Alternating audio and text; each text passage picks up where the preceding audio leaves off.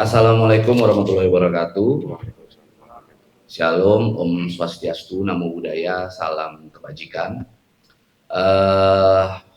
Kami ucapkan terima kasih banyak kepada seluruh rekan-rekan media yang telah menyempatkan hadir dalam press conference Komite Nasional Advokat Indonesia, yang mana kita di sini ingin menyatakan sikap kita terhadap isu yang selama ini belakangan ini menjadi jadi momok di tengah masyarakat, yang mana kami Komite Nasional Advokat Indonesia sebagai salah satu organ negara yang berada di dalam sistem penegakan hukum di Indonesia, yaitu kita adalah organisasi advokat, yang mana organisasi advokat di dalam amanat Undang-Undang Nomor 18 Tahun 2003, Komite Nasional Advokat Indonesia sebagai organisasi advokat yang secara signifikan kita berjalan sebagai salah satu penegak hukum, dan itu diakui oleh undang-undang dan menjadi wadah tunggal profesi advokat. Sebelumnya saya ingin perkenalkan dulu, di sebelah kiri saya ada Sekretaris Jenderal DPN KNAI, Komite Nasional Advokat Indonesia. Di sebelah kanan saya ada Santo Nababan SH. Lalu di paling ujung ada Koko Korea, namanya Koko Joseph Irianto SH MH ya, selaku Ketua DPW DKI Jakarta. Ada bendahara umum kita juga, ada Christopher Angga Sastra SM SH. Jadi kita akan memulai press conference hari ini dengan menyampaikan sejumlah pernyataan sikap kita terkait isu di mana sejumlah desakan dari kalangan masyarakat yang meminta agar Polri berada di bawah kementerian. Tentu hal itu membuat kita sebagai salah satu penegak hukum gitu ya, sebagai seseorang yang memiliki profesi yang mulia gitu, yang menjabat sebagai profesi yang mulia, kita ingin merespon hal tersebut karena sangat mengganggu proses penegakan hukum yang rekan-rekan advokat jalani. Jadi kita datang kemari berbicara, berstatement sebagai representasi advokat, profesi advokat. Nah, kalau kita mengacu terhadap isu tersebut, desakan-desakan agar Polri berada di bawah kementerian, kita harus ambil dasarnya dulu. Kita harus mengacu terhadap dasarnya dulu.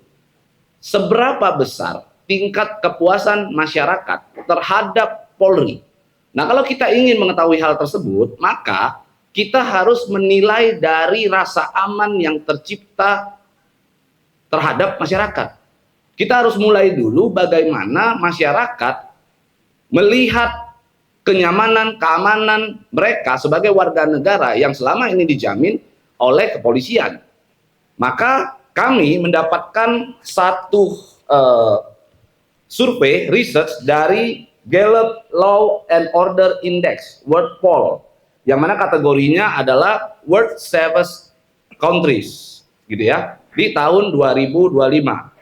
Indonesia mendapatkan skor 89/100 sebagai negara dengan tingkat keamanan yang sangat tinggi, atau peringkat 19 dari 144 negara begitu.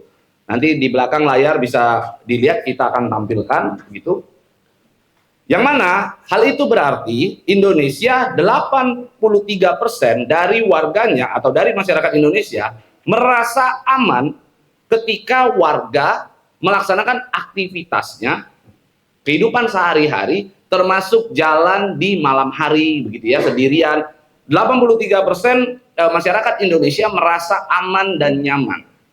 Dan tingkat kita peringkat 19 dari 144 negara itu, kita berada di atas dari negara-negara seperti Inggris, Prancis, Jepang, dan negara-negara lain yang kepolisiannya berada di bawah kementerian.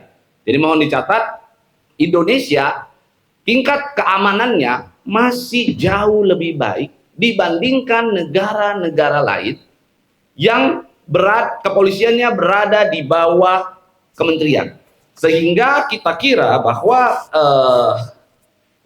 bisa kita lihat bahwa Indonesia dengan proses penegakan hukum, proses fungsi kepolisian dalam menjaga keamanan, ketertiban di tengah masyarakat dilakukan dengan maksimal. Artinya Polri independen masih jauh lebih baik dibandingkan Polri berada di bawah kementerian.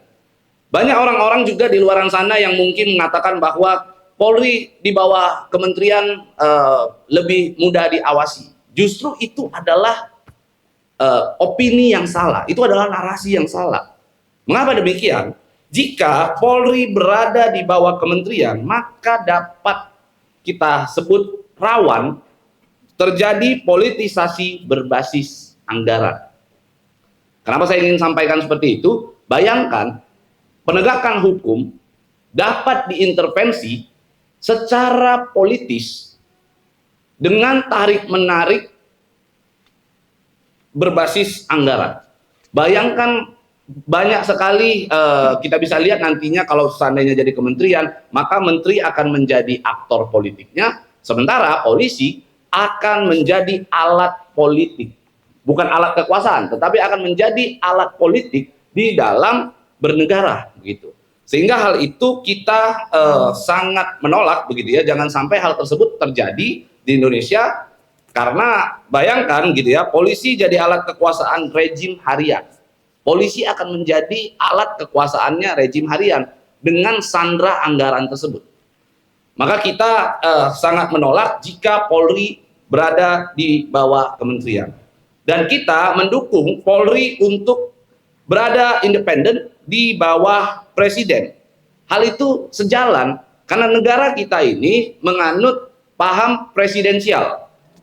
Yang mana kalau di dalam sistem presidensial, bahwa presiden bertanggung jawab atas keamanan nasional, sehingga presiden sebagai pimpinan tertinggi di dalam suatu negara wajib langsung mengetahui, dapat mengontrol keamanan nasional di suatu negara, dan hal ini ya Indonesia kita sebut.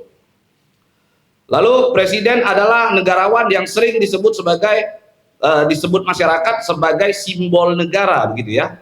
Bukan operator harian, sehingga menciptakan jarak antara polisi dengan politisasi dan tidak mudah untuk diintervensi oleh tarik-menarik kepentingan elit.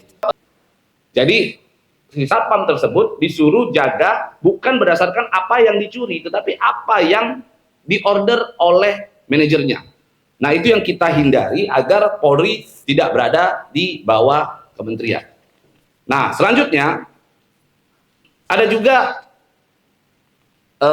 di dalam sosial media banyak orang yang mencoba-coba, begitu ya, mencoba-coba membuat statement, mempersoalkan statement daripada Kapolri yang isinya perjuangkan sampai titik darah penghabisan. Pada saat itu di dalam raker DPR, Kapolri menyebutkan ingin memperjuangkan sampai titik darah penghabisan. Saya ingin sampaikan bahwa Kapolri melihat kinerja daripada jajarannya selama ini sudah maksimal. Benar-benar sudah bekerja berdasarkan tugas pokok dan fungsinya, begitu ya. Dan Kapolri melihat bahwa selama ini Indonesia mendapatkan tingkat kepuasan terhadap rasa keamanan dan rasa kenyamanan, begitu ya. Yang mana hal itu tentunya kenapa Kapolri menyampaikan hal tersebut kepada DPR, itu adalah bagian daripada bentuk cinta kepada masyarakat dan institusi, gitu. Kami menilainya bahwa Kapolri melakukan hal tersebut, menyampaikan hal tersebut, justru itu adalah bentuk cintanya terhadap institusi Polri dan bentuk cintanya terhadap masyarakat. Dia ingin mempertahankan rasa aman dan rasa nyaman yang selama ini sudah didapatkan oleh masyarakat untuk tidak berkurang sedikit pun. Karena berkaca dari banyaknya negara-negara lain seperti Inggris, Jepang, Prancis yang di bawah kementerian, tetapi tingkat keamanannya tidak lebih baik dari Indonesia, begitu. Nah, kalau ada pihak yang mengatakan bahwa Kapolri menyampaikan bahwa perjuangkan sampai titik darah penghabisan adalah suatu hal yang arogan begitu. Saya ingin sampaikan, kalau saya ketemu sama katakan seseorang misalnya Mas wartawan begitu. Saya lihat Mas, lalu Mas menyatakan bahwa saya menantang begitu. Nah, kira-kira yang jadi pertanyaan saya, yang arogan siapa? Saya yang melihat atau Mas yang menyatakan bahwa saya yang menantang, kan begitu. Nah, sehingga tidak ada kami sebagai masyarakat, kami juga sebagai salah satu penegak hukum, sebagai advokat, kami melihat tidak ada satu bentuk arogansi yang ditunjukkan oleh Kapolri di dalam statement tersebut begitu. Dan hal yang paling perlu untuk digarisbawahi di sini adalah DPR itu tempat mendengarkan atau menampung aspirasi. Aspirasi siapa? Aspirasi seluruh rakyat Indonesia, dan Kapolri juga bagian daripada rakyat Indonesia. Sehingga ketika Kapolri menyampaikan aspirasinya dengan ekspresi meminta jajarannya memperjuangkan sampai titik darah penghabisan, itu sudah pada tempatnya. Kecuali Kapolri membicarakan itu ada di depan istana, teriak-teriak sambil mungkin sambil dengan nada yang keras di depan istana, itu mungkin bisa kita bilang arogansi begitu. Tetapi Kapolri ketika menyampaikan hal tersebut pada tempatnya, di ruang rakyat Indonesia untuk menyampaikan aspirasinya begitu. Lalu selanjutnya ada pihak juga yang menyebut Kapolri kurang ajar. Ada pihak yang menyebut Kapolri kurang ajar dan sengaja melakukan adu domba antara Presiden dan Kapolri. Saya ingin sampaikan begini, bahwa kalau kita bicara stabilitas keamanan, maka Polri merupakan garda terdepan atau benteng keamanan nasional. Benteng keamanan bagi suatu negara, dalam hal ini Indonesia, begitu ya. Dan Kapolri sebagai pimpinan utamanya. Tentunya Polri, anggota Polri akan menganggap bahwa Kapolri adalah simbol dari Polri itu sendiri. Maka kalau ada pihak-pihak yang menyebarkan ketakutan, menyebarkan momok di tengah masyarakat, membuat kesan seakan-akan Kapolri kurang ajar, Kapolri tidak beretika, maka ingin saya sampaikan, orang yang menyampaikan tersebut adalah orang yang sedang menyampaikan pemahaman terorisme. Karena mengganggu stabilitas keamanan suatu negara itu adalah upaya-upaya atau cara-cara orang untuk melakukan teror terhadap masyarakat, menyebarkan ketakutan. Sama halnya hari ini saya di tempat umum, lalu saya sampaikan kepada rekan-rekan sekalian bahwa di sini ada mohon maaf, bom misalnya. Apakah itu tidak menyebarkan ketakutan? Nah, hal itu juga sama dilakukan oleh seseorang begitu ya, menyebut Kapolri kurang ajar, menyebarkan ketakutan bahwa seakan-akan Polri akan menantang Presiden. Ini kan menyebarkan sebuah ketakutan, chaos yang dapat mengganggu stabilitas keamanan suatu negara. Maka bagi saya yang dilakukan oleh orang tersebut merupakan perbuatan yang dapat kita kategorikan sebagai terorisme gitu ya. Dan saya ingin sampaikan bahwa cara-cara itu adalah cara-cara yang dibuat dengan sengaja untuk melemahkan Presiden kita. Bayangkan sekarang, satu-satunya alat yang bisa diakses langsung oleh Presiden Republik Indonesia dalam hal ini Bapak Prabowo hanyalah kepolisian. Coba kita bisa lihat. Sisanya berlapis-lapis melalui kementerian, TNI aja ada di bawah Kementerian Pertahanan. Lalu jika Polri juga berada di bawah kementerian, bayangkan selemah apa Presiden kita. Yang mana Presiden kita ini harus menjalankan program-programnya Astacita yang sudah dirancang sedemikian rupa untuk Indonesia 5 tahun mendatang begitu. Sehingga saya kira orang-orang yang mencoba menyebarkan isu, meminta agar Polri berada di bawah kementerian adalah orang yang ingin melemahkan kekuasaan pimpinan suatu negara, yaitu dalam hal ini Presiden Republik Indonesia, Bapak Prabowo Subianto begitu. Dan ada hal yang sangat penting yang mungkin perlu kami paparkan dan perlu kami tunjukkan kepada rekan-rekan media, yaitu terkait dengan analisa, hasil analisa kami ada opini dan cyber begitu ya, dan serangan cyber dari banyak pihak yang mencoba membangun narasi dan opini menggunakan buzzer dan clipper di sosial media. Bisa kita lihat di tayangan. Kami sudah melakukan analisa. Di sini terlihat ada 19% bot user dan cyborg user. Apa itu cyborg user? Cyborg user adalah orang-orang yang diminta, sekelompok orang yang diminta begitu ya, untuk melakukan serangan-serangan dengan narasi yang serupa terhadap sejumlah video, sejumlah konten di dalam sosial media yang mana kesannya menggiring agar polisi berada di bawah kementerian. Tentu hal ini, isu tersebut, desakan ini gitu ya, desakan agar Polri berada di bawah kementerian adalah desakan yang tidak organik begitu. Lalu selanjutnya ada opini ketidakpuasan masyarakat terhadap Polri yang digiring juga melalui sosial media begitu, menggunakan buzzer dan clipper di sosial media. Salah satunya kita bisa lihat stand up komedinya Pandji Pragiwaksono, Mensrea begitu ya. Dipotong bagian akhirnya di mana Pandji menyebutkan polisi kita membunuh begitu. Lalu di komennya secara dadakan semua bilang polisi harus berada di bawah kementerian. Tentu ini adalah sebuah kesengajaan yang dibuat secara sistematis untuk menggiring opini. Yang kami khawatirkan masyarakat tergiring opininya sehingga terciptalah chaos di tengah-tengah masyarakat.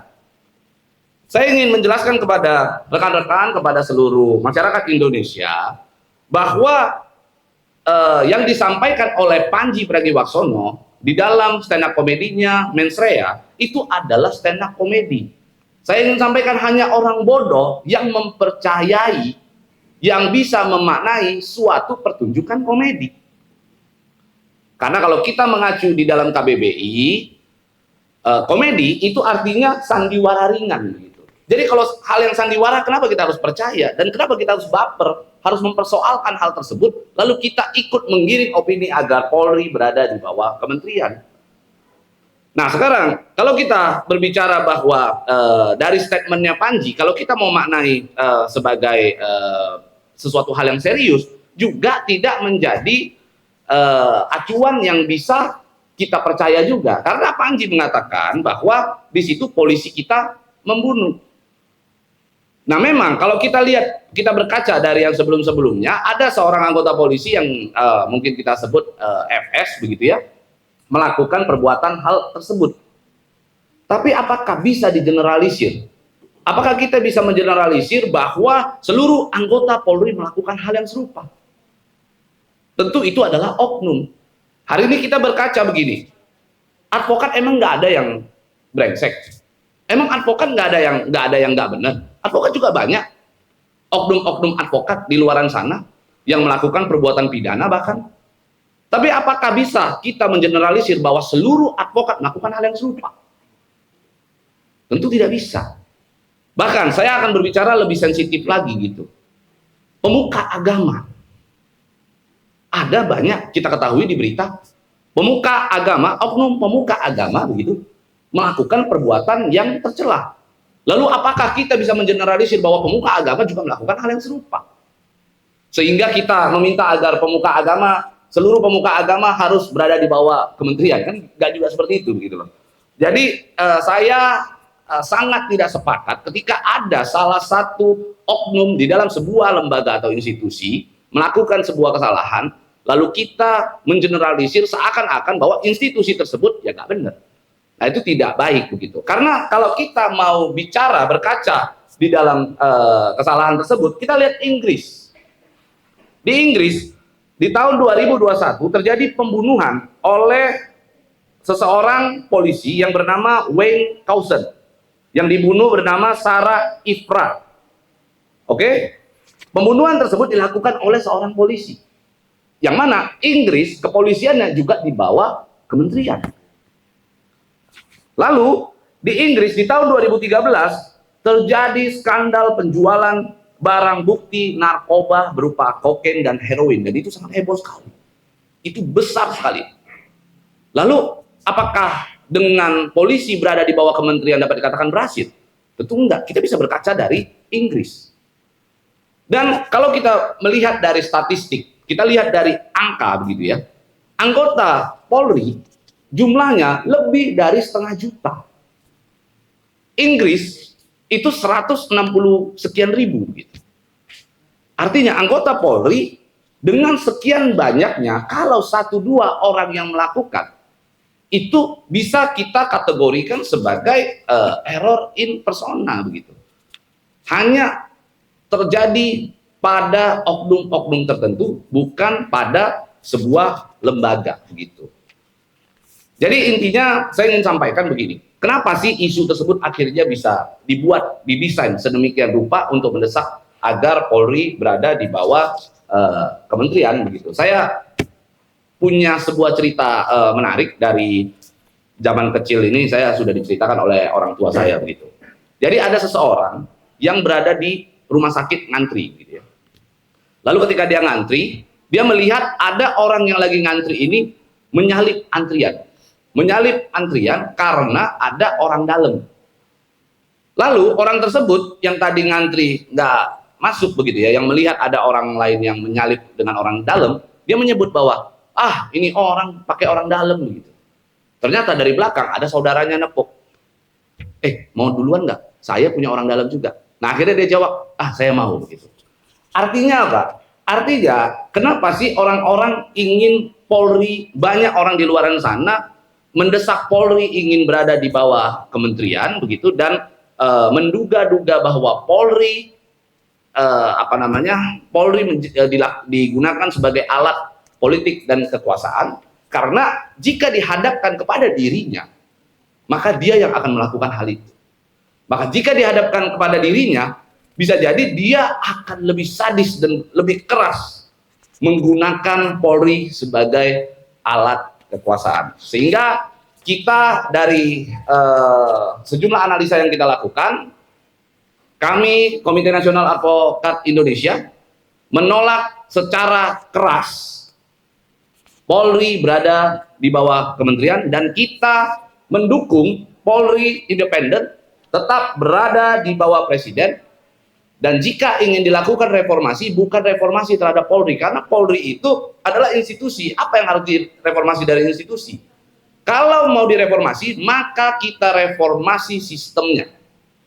Maka kita membuat, kami Komite Nasional Advokat Indonesia tetap mendukung reformasi penegakan hukum dengan cara memperkuat Polri. Sejumlah hal yang kami sampaikan di sini begitu ya, untuk memperkuat Polri dalam proses reformasi penegakan hukum adalah yang pertama, memperkuat SDM Polri dimulai dari pendidikan dan pembentukannya. Jadi seperti Akpol gitu ya, Akademi Kepolisian, SPN begitu ya, dalam penerimaan anggota polisi Bintara begitu, diperkuat di sana, diberikan pembentukan terhadap etika moral menjadi seorang anggota kepolisian begitu. Selain itu juga memperkuat reserse dan menambah personil yang berkualitas dan mumpuni. Kebetulan kami ini adalah advokat semua. Kami sering menangani perkara. Banyak sekali anggota reserse yang mengeluh kepada kami. Banyak anggota reserse di luar sana yang mengeluh kepada kami dan menyampaikan kepada kami bahwa banyak sekali laporan yang mereka terima akhirnya tidak dapat ditangani karena kekurangan personil. Contoh, di dalam sebuah Polres saja gitu ya, bisa menerima laporan per bulan 500 hingga 1000 laporan per unit. Sementara anggota satu unit itu bisa mungkin hanya 10. Lalu kita mengharapkan agar 1000 atau 500 sampai 1000 perkara ini dapat diselesaikan dengan baik. Tentu ini sangat mengkhawatirkan, sehingga kalau memang ingin dilakukan reformasi penegakan hukum, maka kita memberikan saran kepada Polri untuk memperkuat reserse dengan menambah personil plus diberikan keilmuan yang mumpuni. Kita tahu bahwa sudah ada sekarang Polri membangun diklat pendidikan dan latihan reserse begitu. Perkuat diklat reserse, lalu diberikan pemahaman tentang bagaimana mencari kebenaran material begitu. Karena banyak saat ini yang menjadi anggota reserse tidak paham begitu tentang tentang bagaimana untuk mencari kebenaran material di dalam suatu proses penegakan hukum begitu ya. Selain itu juga kita menyarankan agar Polri memperkuat fungsi Divkum atau Divisi Hukum Polri di seluruh tingkat kepolisian.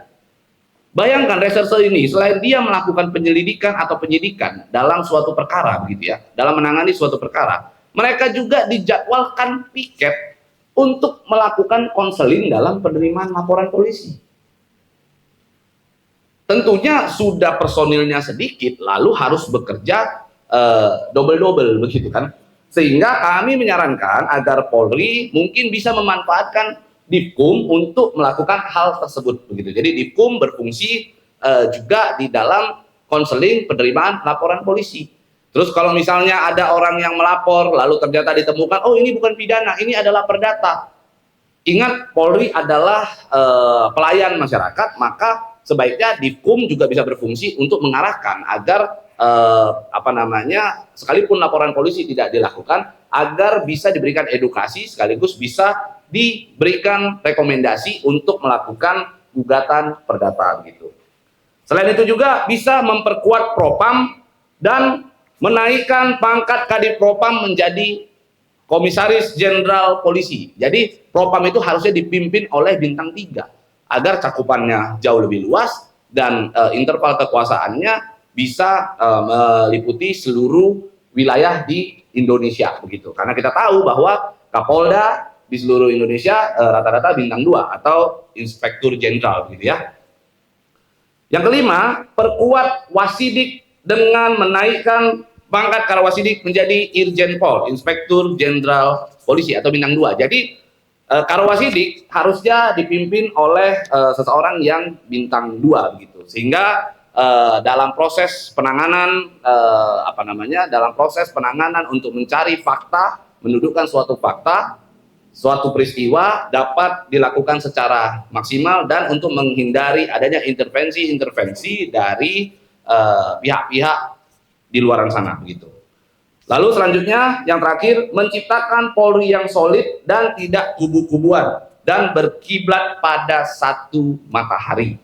Selama ini kita mendengar bahwa Polri ada yang gerbong ini, gerbong itu begitu ya. Sehingga kita menginginkan agar kita solid, Polri berada pada satu pimpinan begitu, satu komando menjalankan tugas dan fungsinya. Maka kami istilahkan berkiblat pada satu matahari. Demikian yang bisa kita sampaikan. Kalau ada yang mau ditanyakan boleh. Jika wacana ini dipaksakan, langkah apa yang diambil? Apakah mengajukan judicial review? Ya, tentu kita sebagai organisasi advokat, kalau seandainya wacana atau desakan Polri berada di bawah kementerian, maka kami akan melakukan langkah-langkah hukum, upaya-upaya hukum seperti mungkin kita akan lakukan judicial review di Mahkamah Konstitusi, begitu ya. Dan sebelum itu pun kami saat ini mengantisipasi melakukan pencegahan dengan cara kami membuat sebuah surat dukungan serta pernyataan sikap yang merepresentasikan profesi advokat dan kami sampaikan kepada Bapak Presiden dan kepada Komisi 3 DPR RI. Gitu. Apakah nanti akan jika membuka dialog terhadap yang pihak pro dan terhadap wacana ini, apakah PNS akan membuka dialog terbuka seperti apa? Ya, tentunya kita menggandeng orang-orang yang memiliki wacana yang serupa dengan kita, memiliki pemahaman yang serupa. Kita ingin agar kita ini jangan sampai tergiring oleh opini-opini yang sengaja dibuat oleh orang-orang yang tidak bertanggung jawab karena hasrat dan tujuan politiknya tidak terpenuhi. Saran saya intinya begini deh, masyarakat jangan mau agar ranah penegakan hukum dicampur aduk dengan ranah politis begitu. Ini akan menjadi akan mengganggu stabilitas keamanan, bahkan mungkin stabilitas pertahanan di negara Indonesia begitu. Ya. Salah satu bahaya juga kalau di bawah Polri, di bawah kementerian adalah politisasi tadi yang abang sebutkan itu. bukankah jabatan presiden merupakan jabatan politik juga, Pak? Ya. Jadi di zaman modern ini mungkin rekan-rekan belum mungkin perlu untuk mengetahui bahwa di zaman modern ini banyak sekali negara-negara yang terjadi suatu peralihan kekuasaan yang sangat memungkinkan dilakukan oleh hanya 3 menteri. Boleh searching, makanya kami sangat mengkhawatirkan sekali ini terjadi begitu ya. Hanya dapat dilakukan oleh 3 menteri dilakukan peralihan kekuasaan. Menteri apa saja? Yang pertama Menteri Pertahanan, yang kedua Menteri Keamanan, yang ketiga Menteri Dalam Negeri. Boleh dicek.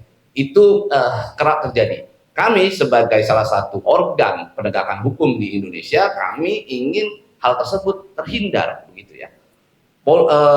Presiden harus memiliki kekuasaan yang absolut. Presiden harus memiliki kekuasaan serta peralatan kekuasaannya. Siapa peralatan kekuasaannya Polri? Yaitu presiden, begitu ya, yaitu Polri. Gitu. Dampak ataupun pengaruh dari advokat sendiri sejak terpilih itu seperti apa, Pak? Naon Mas, coba agak kencang. Maksudnya dampaknya, pengaruhnya. Oh, oke. Dampak langsung yang bisa advokat rasakan adalah nantinya akan banyak perkara-perkara yang terabaikan. Kenapa bisa saya katakan demikian? Ketika Polri berada di bawah kementerian, tentu akan terjadi pemangkasan anggaran. Anggaran akan menjadi sangat kecil sekali. Dan hal tersebut akan berdampak secara langsung terhadap proses penyelesaian perkara. Hal itu bisa kita lihat di negara-negara lain sebagai contoh seperti Inggris, Jepang, dan Prancis, bahwa di Jepang setiap tahunnya ratusan ribu hingga jutaan kasus pencurian tidak dapat ditangani dengan baik karena dianggap itu adalah persoalan kecil, tetapi penyerapan anggaran cukup besar di sana, begitu. Maka tidak heran kalau di Inggris, di Jepang, bahkan di Prancis banyak perkara-perkara yang tidak terselesaikan dengan baik, perkara kecil ya, tidak diselesaikan dengan baik. Sementara kita bisa lihat di televisi, kita bisa lihat di berita, banyak sekali kasus seperti orang mencuri, gitu ya, kasus-kasus kecil tetap diproses sebagaimana mestinya untuk mendapatkan keadilan bagi masyarakat. Nah, hal itu juga sangat mempengaruhi kami di dalam menjalankan profesi advokat. Ketika kita mendampingi klien, ketika kita membawa klien kita, mendampingi klien kita atau mewakili klien kita untuk mencari keadilan di tingkat kepolisian, begitu. Kami kan tentunya namanya advokat pasti pengen perkara cepat selesai supaya kita bisa ada klien lain, begitu ya. Ya, gitu. Dengan KUHP baru yang katanya sangat menguatkan Polri, tanggapan para advokat ini seperti apa? Ya memang harusnya Polri menjadi institusi yang sangat kuat sekali karena akses Polri terhadap masyarakat itu dirasakan langsung, begitu.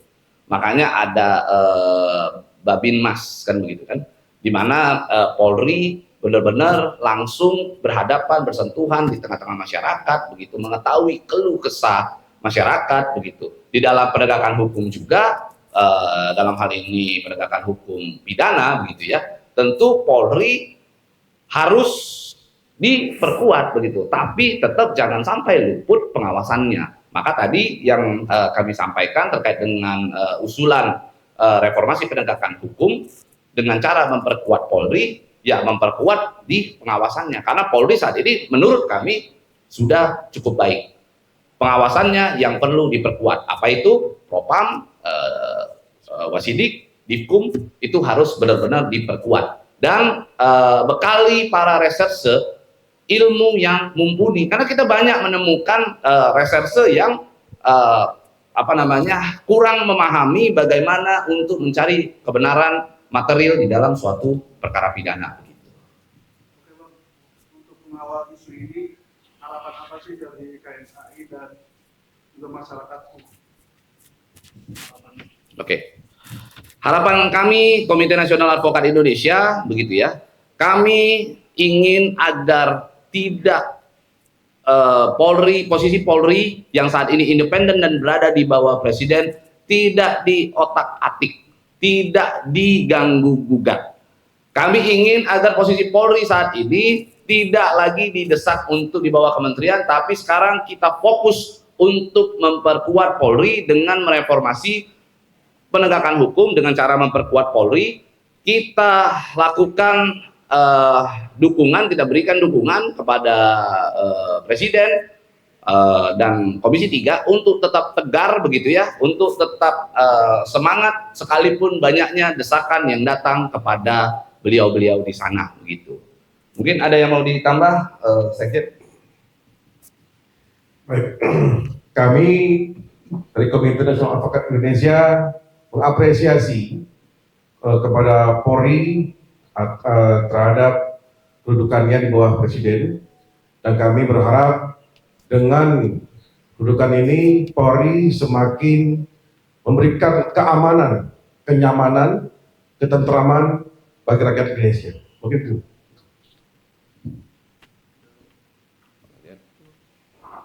Oke, sebagai advokat muda mungkin Chris. Ya, saya sebagai advokat muda, saya sangat menentang apabila Polri diletakkan di bawah kementerian. Karena kenapa? Seperti apa yang disampaikan oleh ketum saya tadi, bahwasannya apabila Polri dipimpin oleh seorang menteri, entah itu bahasanya menteri keamanan, menteri apapun itulah, artinya akan ada potensi untuk pemotongan anggaran. Yang mana kita tahu apabila itu dilakukan, sementara lingkup kerja Polri itu harus memberikan keamanan dari Sabang sampai Merauke, lalu dari segi anggaran pun dipotong, ya kita mau harapkan apa lagi dari situ, ya. Lalu apabila Polri dikatakan sebagai alat kekuasaan, ya, artinya apabila Polri di bawah kementerian, pastilah dipimpin seorang menteri, seperti itu ya. Artinya siapapun bisa menjadi menteri. Dan kami sebagai advokat muda, kami itu apabila siapapun bisa jadi menteri, kami agak sedikit trauma dengan bahasa petugas partai. Mohon izin ya. Jangan nanti apabila Polri dibawa kementerian, maka Polri akan digunakan sebagai alat kekuasaan dari petugas partai tersebut, kan itu. Kita nggak mau itu terjadi. Maka daripada itu, kami sangat menentang Polri di bawah kementerian. Dan Polri harus tetap independen, dan menurut kami pekerjaan Polri hingga hari ini sudah sangat baik ya. Polri presisi, Polri profesional. Kalau kita bicara ke profesionalitas Polri, kami advokat yang paling tahu. Saat ini kami bikin laporan gampang ya, ditanggapi dengan cepat, dan proses pengerjaannya menurut kami sangat profesional. Jadi sekali lagi saya sampaikan, sebagai advokat muda, saya menentang keras Polri di bawah kementerian. Terima kasih. Baik, saya tambahkan sedikit. Saya juga sama, satu suara dengan organisasi, bahwa saya juga menentang polisi di bawah kementerian. Karena apa? Karena polisi, menurut saya, Polri dalam hal ini punya tempat yang sangat krusial, yaitu adalah gerbang utama untuk mencari keadilan dalam segi pidana dan sebagainya begitu. Jadi Polri sedikit pun tidak boleh dilemahkan, malah harus diperkuat dengan keindependenan sendiri dan langsung di bawah Presiden. Menurut saya demikian. Ya.